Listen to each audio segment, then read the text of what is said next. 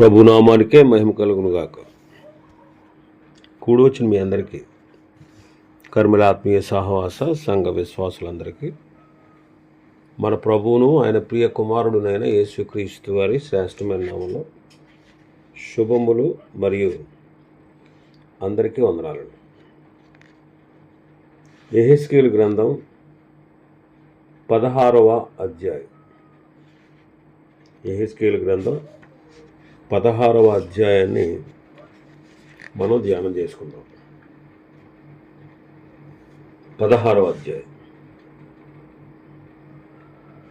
ఇందులో ముఖ్యమైనటువంటి అంశం ఏంటంటే, ఇశ్రాయేలుల చరిత్ర ఒక స్త్రీకి పోల్చబడుట. ఒక స్త్రీ పుట్టిన నాటి నుండి పెరిగి పెద్దదై వివాహము చేయబడినటువంటి ఆ స్థితిని చూపిస్తూ ఇశ్రాయేలుల చరిత్రను ఒక వ్యక్తికి పోల్చారు.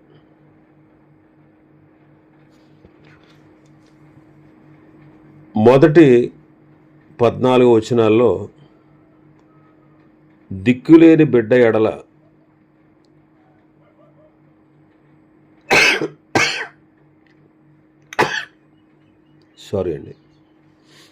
దిక్కులేని బిడ్డ ఎడల యెహోవా చూపిన దయ. మొదటి వచనం, రెండవ వచనం చదువుతాను. మరియు యెహోవా వాక్కు నాకు ప్రత్యక్షం ఎలాగ సెలవిచ్చాను, నరపుత్రుడా, యెరూషలేము చేసిన హేయ కృత్యములను దానికి తెలియజేసి నీవిలాగు ప్రకటింపము.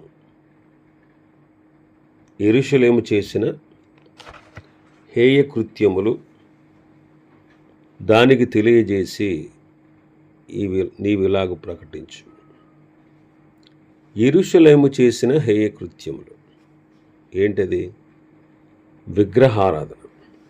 8వ అధ్యాయంలో మనం చూసాం.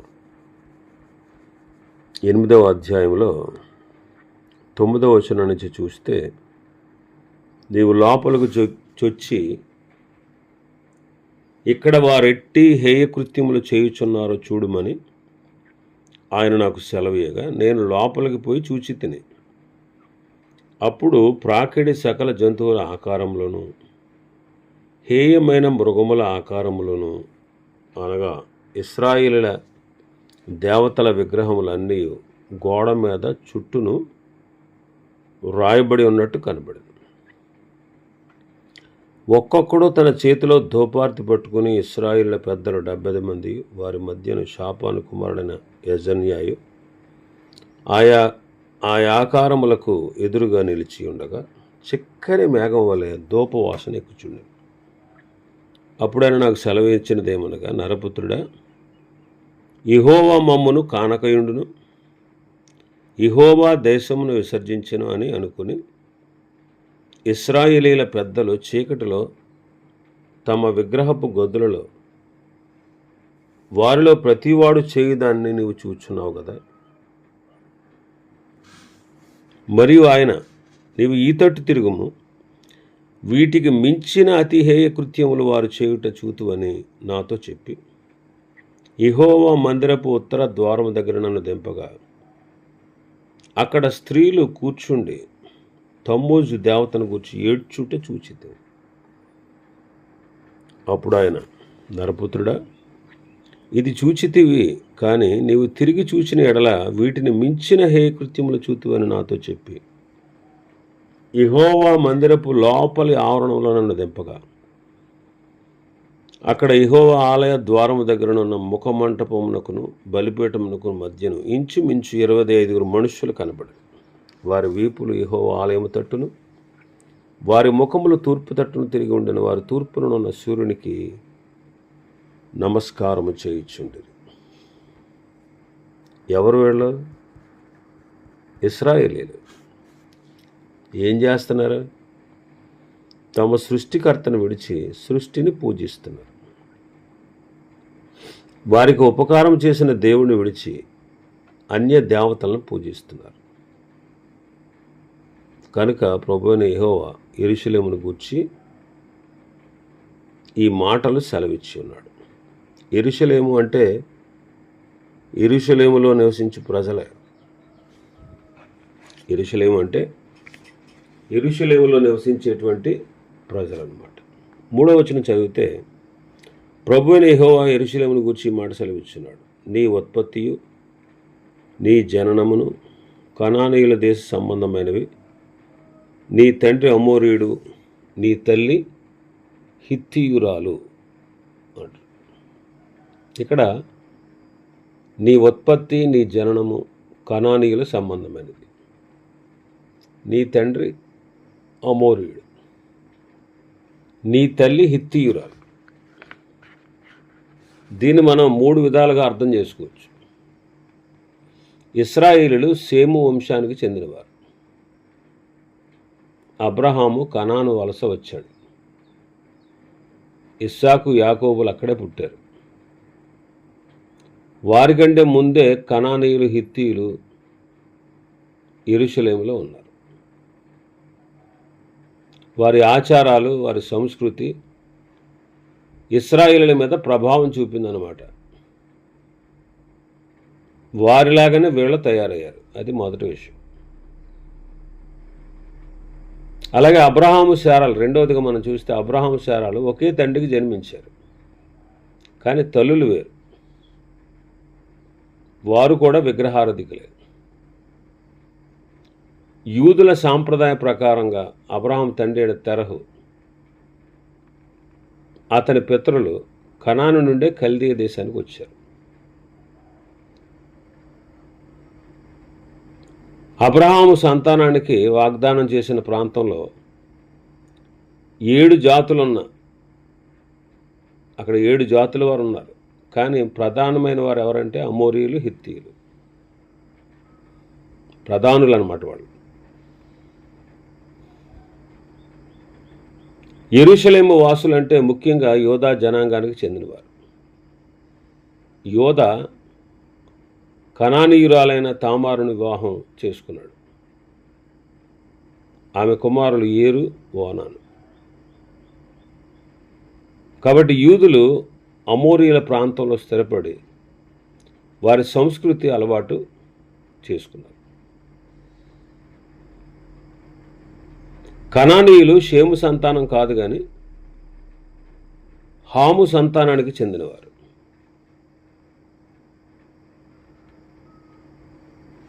కాబట్టి ఇక్కడ ఈ విషయాన్ని మనం అర్థం చేసుకుంటే, దేవుడు ఇశ్రాయేలులకు కనాను దేశాన్ని ఇచ్చాడు. కనానులో ఉన్న 7 జాతుల వారిని తొలగించి ఇచ్చాడు. నీ తండ్రి అమోరీయుడు అంటున్నాడు. అంటే అర్థం ఏంటంటే 7 జాతుల వారికి పెట్టబడిన పేరు అన్నమాట. మొట్టమొదటి పేరు ప్రముఖులైనటువంటి వారి యొక్క పేరు. నీ తల్లి హిత్తీయురాలు అంటే 7 జాతుల్లో మొదటి వారు అన్నమాట. వాళ్ళ దేశాన్ని ఇశ్రాయేలుకు స్వాస్థ్యంగా ఇచ్చాడు దేవుడు. కనానీయులైనటువంటి ఆ 7 జాతుల ప్రజలు చాలా చెడ్డవారు. అందువల్ల దేవుడు వారిని ఆ ప్రదేశం నుంచి తోలివేసి ఇశ్రాయేలులకు ఆ దేశాన్ని ఇచ్చాడు. లేవీకాండం 18వ అధ్యాయం 24వ వచనం.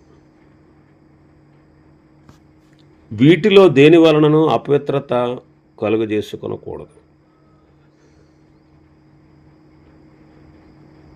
నేను మీ ఎదుటి నుండి వెళ్ళగొట్టుచున్న జనములు వాటన్నిటి వలన అపవిత్రులైరి. పైనుంచి చదివితే, లేవీకాండం 18వ అధ్యాయం చదివితే, దేవుడు మోషేకు సెలవిచ్చాడు. ఈ మాటలన్నీ ఇశ్రాయేలుకి చెప్పు, నేను మీ దేవుడినైన యెహోవాను. మీరు నివసించిన ఐగుప్తు దేశం, ఇప్పటివరకు 430 సంవత్సరాలు ఐగుప్తు దేశంలో ఉన్నారు. ఆ దేశ ఆచారాల చొప్పున మీరు చేయకూడదు. ఇప్పుడు ఎక్కడికి వెళ్తున్నారు? కనాను దేశానికి వెళ్తున్నారు. కాబట్టి కనాను దేశ ఆచారాల చొప్పున మీరు చేయకూడదు. వారి కట్టడలను బట్టి నడవకూడదు. మీరు నా విధులు గైకోవాలి. నా కట్టడలను బట్టి నడుచుకోవాలి, నా కట్టడలను ఆచరించాలి, వాటిని గైకొనాలి, అప్పుడు మీరు బ్రతుకుతారు అని కొన్ని విషయాలు చెప్పాడు. రక్త సంబంధాల మానాచ్ఛాదము తీయుటకు సమీపించకూడదు. నీ తల్లి మానాచ్ఛాదము, నీ తండ్రి మానాచ్ఛాదము తీయకూడదు. నీ తండ్రి భార్య మానాచ్ఛాదము తీయకూడదు. నీ సహోదరి మానాచ్ఛాదం తీయకూడదు. నీ కుమారుని కుమార్తె యొక్క మానాచ్ఛాదమునైనా కుమార్తె అయిన మానాచ్ఛాదమునైనా తీయకూడదు. నీ తండ్రి భార్య కుమార్తె నీ సహోదరి కాబట్టి ఆమె మానాచ్ఛాదం తీయకూడదు. అలాగే నీ తండ్రి సహోదరి మానాచ్ఛాదం, నీ తండ్రి సహోదరుని, నీ తల్లి సహోదరి మానాచ్ఛాదం, నీ సహోదరుని మానాచ్ఛాదం తీయకూడదు. అతని భార్యను సమీపించకూడదు. నీ కోడలి మానాచ్ఛాదం తీయకూడదు. నీ సహోదరుని భార్య మానాచ్ఛాదం తీయకూడదు. చూడండి, ఇక్కడ వావి వరుసలు లేనటువంటి పరిస్థితి అనమాట. ఎవరికిది? ఈ వావి వరుసలు ఎవరికి లేవంటే కనాను దేశంలో నివసిస్తున్న 7 జాతుల వారికి లేవు. 7 జాతుల వారికి లేవు. కాబట్టి ప్రభు ఇలాంటి విషయాల్లో మీరు ఏ విధంగానూ అపవిత్రత కలుగజేసుకోకూడదు అని చెప్పి, నేను మీ ఎదుటి నుండి వెళ్ళగొట్టుచున్న 7 జాతుల వారు వాటన్నిటి వలన అపవిత్రులైరి. 24వ వచనంలో చెప్తారు. ఆ దేశము అపవిత్రత కలిగినది కనుక నేను దాని మీద దాని దోష శిక్షను మోపుచున్నాను. ఆ దేశమందు కాపురం ఉన్న వారిని ఆ దేశము వెళ్ళగ్రక్కి వేయుచున్నది.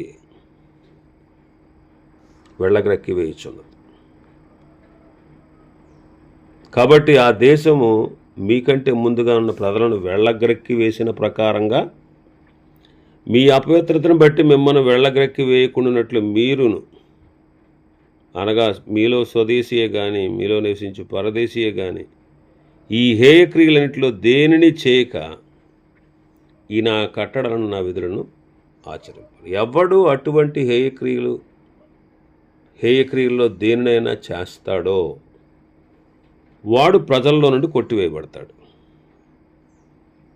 కాబట్టి మీకంటే ముందుగా ఉన్నవారు అనుసరించిన హేయమైన ఆచారాల్లో దేనినైనా అనుసరించటం వలన అపవిత్రత కలుగు చేసుకొనకుండునట్లు నేను మీకు విధించిన విధిని అనుసరించి నడుచుకొనవలను. నేను మీ దేవుడినైనా యెహోవాను. 20వ అధ్యాయం లేవీకాండం 20వ అధ్యాయం 22-23 వచనాలు. కాబట్టి మీరు నివసించినట్లు నేను ఏ దేశమునకు మిమ్మల్ని తీసుకుని పోవచున్నానో ఆ దేశం మిమ్మల్ని కక్కివేయకుండానట్లు మీరు నా కట్టడలన్నిటినీ నా విధులన్నిటినీ అనుసరించి నడుచుకొనవలెను. నేను మీ ఎదుటి నుండి వెళ్ళగొట్టుచున్న జనముల ఆచారములను బట్టి నడుచుకొనకూడదు. వారు అట్టి క్రియలన్నీ చేసిరి గనుక నేను వారి యందు అసహ్యపడి తిని. మీరు లేవీకాండం 18, 19, 20 అధ్యాయాలు చదవండి, మీకు అర్థమవుతుంది. అయితే ఇప్పుడు ఇశ్రాయేలు ఎలా తయారయ్యారు? కనానీయుల వంటి వారయ్యారు. అంటే వాళ్ళు ఎలా అయితే నడిచారో, ఎలా అయితే జీవించారో, ఎలా అయితే అపవిత్రులయ్యారో, అలాగే ఈనాడు కూడా యెరూషలేము వాసులు యెహెజ్కేలు కాలంలో కూడా యెరూషలేములో ఉన్నటువంటి ప్రజలు అలా అయిపోయారు. అందుకే మీరు అలాంటి ఆలోచనలు కలిగి ఉన్నారు అని చెబుతున్నాడు. ఇశ్రాయేలు కనానీయుల వంటి వారు అయిపోయారు. అందును బట్టి వారి ఉత్పత్తిని బట్టి దేవుడు మాట్లాడుతున్నాడు. ఇంకా మన భాగంలోకి వస్తే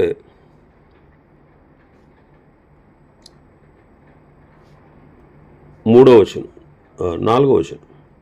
నీ జనన విధము చూడగా నీవు పుట్టిన నాడు నీ నాభి సూత్రము కోయబడలేదు. శుభ్రమగుటకు నీవు నీళ్లతో కడగబడను లేదు. వారు నీకు ఉప్పు రాయకపోయిరి, బట్ట చుట్టకపోయిరి. ఈ పనులలో ఒకటైనను నీకు చేయవలనని ఎవ్వరూ నిన్ను కటాక్షింపలేదు. నీ యందు జాలిపడిన వాడు ఒక్కడూ లేడు. నీవు పుట్టిననాడే బయట నేలను పారవేయబడి చూడనసహ్యముగా ఉంటివి. ఇశ్రాయేలు యొక్క పుట్టుక దిక్కులేని బిడ్డలాగా పారవేయబడినట్టు చెబుతున్నాడు. ఇశ్రాయేలు యొక్క బాల్య దశ అన్నమాట. హోషేయ గ్రంథం 2వ అధ్యాయం 15వ వచనం. అక్కడ నుండి దానిని తోడుకుని వచ్చి దానికి ద్రాక్ష చెట్టునెత్తును, ఆకోరు శ్రమగల లోయను నిరీక్షణ ద్వారంగా చేసేదను. బాల్యమున ఐగుప్తు దేశములో నుండి అది వచ్చినప్పుడు నా మాట వినినట్లు అంటాడు. బాల్యమున ఐగుప్తు దేశం నుండి అది వచ్చినప్పుడు అంటాడు. అంటే బాల్య దశ అంటే వారు ఐగుప్తు దేశంలో బానిసలుగా ఉన్నటువంటి ఆ స్థితిని బాల్య దశ అన్నారు. వారిని కటాక్షించే వాళ్ళు ఎవ్వరూ లేరు.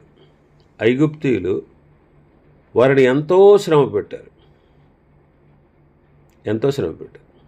అలాంటి శ్రమలో వాళ్ళని ఆదరించిన వాళ్ళు ఎవ్వరూ లేరు. నిర్గమకాండం 1వ అధ్యాయం 11వ వచనం నుంచి. కాబట్టి వారి మీద పెట్టిన భారములలో వారిని శ్రమ పెట్టుటకు వెట్టి పనులు చేయించే అధికారులను వారి మీద నియమింపగా వారు ఫరో కొరకు ధాన్యాదులు నిల్వ చేయి పీతోము రామశేషను పట్టణంలో కట్టిరి. అయినను ఐగుప్తీయులు వారిని శ్రమ పెట్టిన కొలది వారు విస్తరించి ప్రబలరి గనుక వారు ఇశ్రాయేలు ఎడల అసహ్యపడరి. ఇశ్రాయేలు చేత ఐగుప్తీయులు కఠినముగా సేవ చేయించుకుని వారు ఇశ్రాయేలుల చేత చేయించుకున్న ప్రతి పని కఠినముగా ఉండెను. వారు జగటమంటి పనిలోను, ఇటుకల పనిలోను, పొలంలో చేయు ప్రతి పనిలోను కఠిన సేవ చేయించి వారి ప్రాణములను విసిగించిరి. 2వ అధ్యాయం 23 నుంచి. అలాగూ అనేక దినములు జరిగిన మీదట ఐగుప్తురాజు చనిపోయాను. ఇశ్రాయేలీలు తాము చేయుచున్న వెట్టి పనులను బట్టి నిట్టూర్పులు విడిచుచు మొరపెట్టుచునుండగా తమ వెట్టి పనులను బట్టి వారు పెట్టిన మొర దేవుని వద్దకు చేరును. కాగా దేవుడు వారి మూలుగును విని అబ్రహాము, ఇస్సాకు, యాకోబులతో తాను చేసిన నిబంధనను జ్ఞాపకం చేసుకున్నాను. దేవుడు ఇశ్రాయేలులను చూచెను, దేవుడు వారి యందు లక్ష్యముంచెను. వారు నిట్టూర్పులతో మూలుగులతో ఉన్నారు. అయితే దేవుడు వారి మొర విని వారిని కటాక్షించాడు. అందుకే 6వ వచనం మనం చదివితే, అయితే నేను నీ వద్దకు వచ్చి రక్తంలో పొర్లుచున్న నిన్ను చూసి నీ రక్తంలో పొర్లిన నీవు బ్రతుకుమని నీతో చెప్పి తిని నీవు నీ రక్తంలో పొర్లి ఉన్నను బ్రతుకుమని నీతో చెప్పి తిని. ఇది ఐగుప్తులో నుండి ఇశ్రాయేలులను విడుదల గూర్చి చెప్పబడిన మాట. బ్రతుకుమని చెప్పాడు.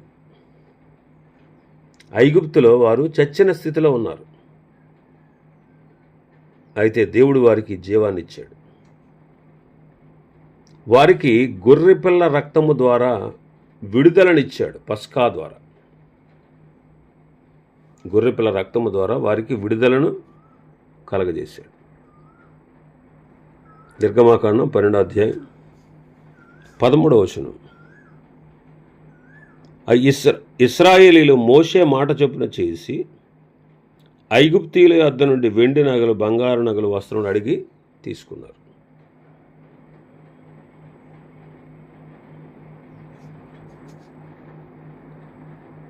పదమూడవ వచనం. మీరున్న ఇండ్ల మీద ఆ రక్తం మీకు గుర్తుగా ఉండును. నేను ఆ రక్తమును చూచి మిమ్మల్ని నశింపచేయక దాటిపోయేదను. నేను ఐగుప్తు దేశంలో పాడు చేయుచుండగా మిమ్మల్ని సంహరించుటకు తెగులు మీ మీదకి రాదు.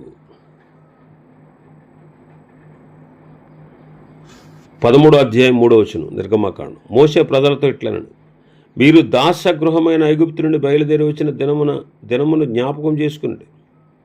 యెహోవా తన బాహుబలము చేత దానిలో నుండి మిమ్మల్ని బయటకు రప్పించెను. 9వ వచనం. 9వ వచనం, యెహోవా ధర్మశాస్త్రం నీ నోట నుండి బలమైన చేతితో యెహోవా ఐగుప్తు దేశం నుండి బయటకు రప్పించినట్టుకు ఈ ఆచారము నీ చేతి మీద నీకు సూచనగాను నీ కనుల మధ్య జ్ఞాపకార్థముగాను ఉండును అంట.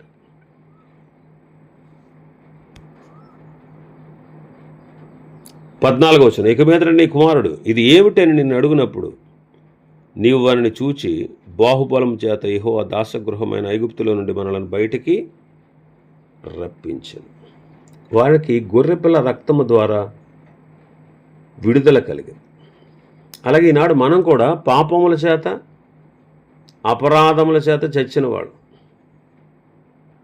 దైవోగ్రతకు పాత్రులం.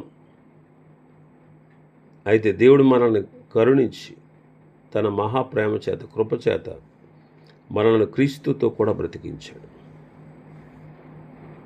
ఎఫెసీ పత్రిక 2వ అధ్యాయం 1 నుంచి చదివితే, మీ అపరాధముల చేతను పాపముల చేతను మీరు చచ్చిన వారే ఉండగా ఆయన మిమ్మల్ని క్రీస్తుతో కూడా బ్రతికించాను. మీరు వాటిని చేయొచ్చు వాయుమండల సంబంధమైన అధిపతిని అనగా అవిధేయులైన వారిని ఇప్పుడు ప్రేరేపించే శక్తికి అధిపతిని అనుసరించి ఈ ప్రపంచ ధర్మము చొప్పున మునుపు నడుచుకుంటుంది. వారితో కలిసి మనం అందరమును శరీరం యొక్క మనసు యొక్క కోరికలు నెరవేర్చుకొనొచ్చు. మన శరీరాశలను అనుసరించి మునుపు ప్రవర్తించచ్చు. కడమ వారి వలనే స్వభావ సిద్ధముగా దైవోగ్రతకు పాత్రులమై ఉంటుంది. అయినను దేవుడు కరుణా సంపన్నుడైండి. మనం మన అపరాధముల చేత చచ్చిన వారమైనప్పుడు సైతము మన ఎడల చూపిన తన మహాప్రేమ చేత మనల్ని క్రీస్తుతో కూడా బ్రతికించెను. కృప చేతనే మీరు రక్షింపబడి ఉన్నారు.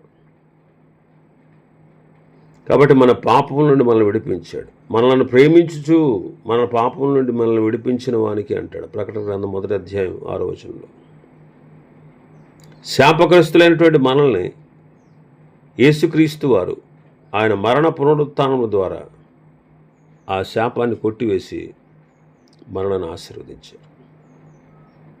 ఇటువంటి ప్రభువును మనం ఎంతగానో స్తుతించాలి, మహింపరచాలి, ఘనపరచాలి. కాబట్టి వారిని ఐగుప్తులో బాల్య దశలో ఉండగా వారిని విడిపించాడు. వారి మరణాన్ని నుంచి తప్పించాడు. ఐగుప్తీయుల్లో ప్రతి ఒక్కడి ఇంట్లో మరణమే, కానీ ఇశ్రాయేలీల ఇళ్లలో మరణం లేదు. కారణం వారు గొర్రెపిల్ల రక్తాన్ని బట్టి వారు బ్రతికారు. మరణంలో నుండి జీవంలోనికి దాటి మరణాన్ని నుంచి తప్పించుకుని, బానిసత్వాన్ని నుంచి తప్పించుకుని, ఫరో అధికారం నుంచి తప్పించుకుని చచ్చిన స్థితిలో ఉన్నటువంటి వాళ్ళు ప్రభువు చెప్పిన మాటను బట్టి వారు బ్రతికి బయటకు వచ్చారు.